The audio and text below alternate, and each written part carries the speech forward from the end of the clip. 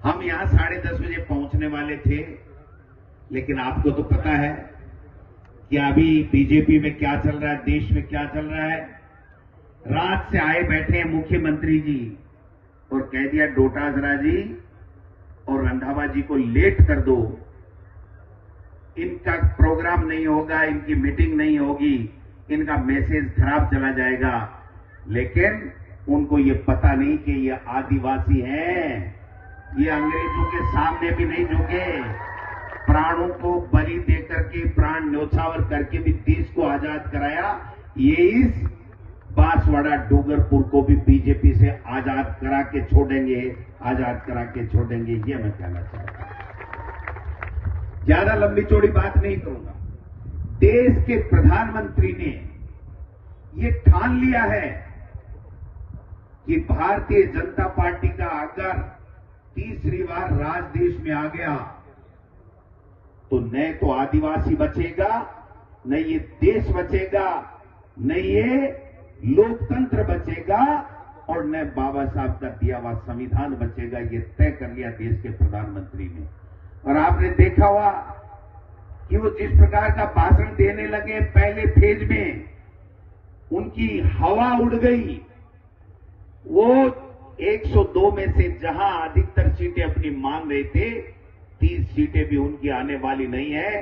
और पूरे हिंदुस्तान में 4 जून को आप देख लेना, वो 150 के अंदर रह जाएंगे, 150 के अंदर रह जाएंगे। ये 400 पार इसलिए करना चाहते हैं भाइयों कि इनको संविधान बदलना है, आपके वोट का अधिकार समाप्त करना है, आपका आरक्षण समाप्त करना है।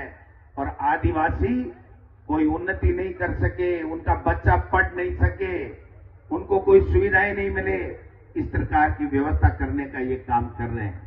इसलिए हम लोग आज स्पेशल चला के हमने कहा नहीं आना है, क्योंकि एक भ्रांति फैला रखी है कि साहब पता नहीं कांग्रेस में क्या है, क्या हुआ, क्या नहीं हुआ।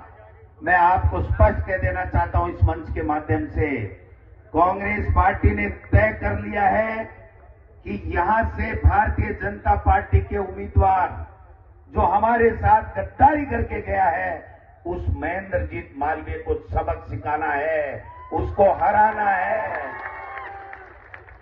क्योंकि जिस व्यक्ति को सरपंच बनाया, पता नहीं क्या क्या बनाया, एमएलए बनाया, मंत्री बनाया है, और वो आज हमको आंख दिखा रहा है और भारतीय जनता पार्टी को गालियां देता था। कल तक वो उसकी गोद में जाकर के बैठ गया और अपनी मां के साथ में उससे गद्दारी की, अपनी पार्टी के साथ में उसने गद्दारी की है।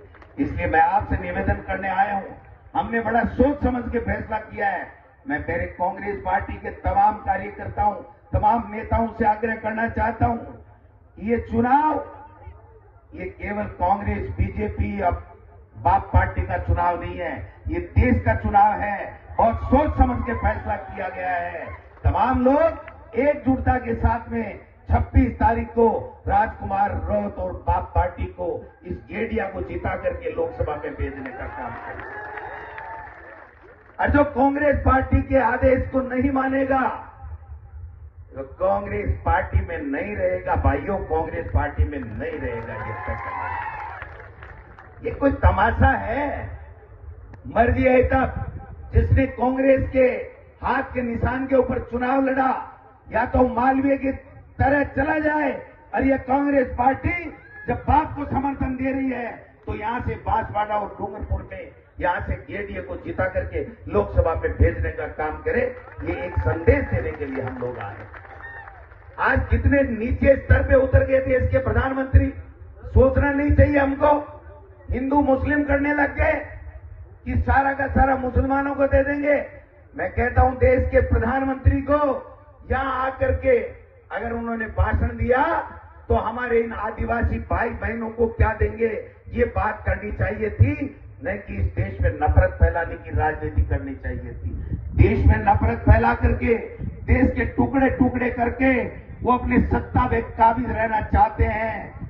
ये मुमकिन नहीं है। मोदी जी ये आदिवासी हैं जिन्होंने अंग्रेजों के सामने घुटने नहीं टेके, गोलियां खा के अपने आप को शहीद कर दिया, लेकिन देश को आजाद कराया। उसी तरीके से छब्बीस तारीख को भाई लोगों गेड़िए के निशान के ऊपर तमाम कांग्रेस और बाप के तमाम कार्यकर्ता नीले बटन को दबा करके राजकुमार रोज को यहां से लोकसभा में भेजने का काम करेंगे। ज्यादा लंबी चौड़ी बात की जरूरत नहीं है।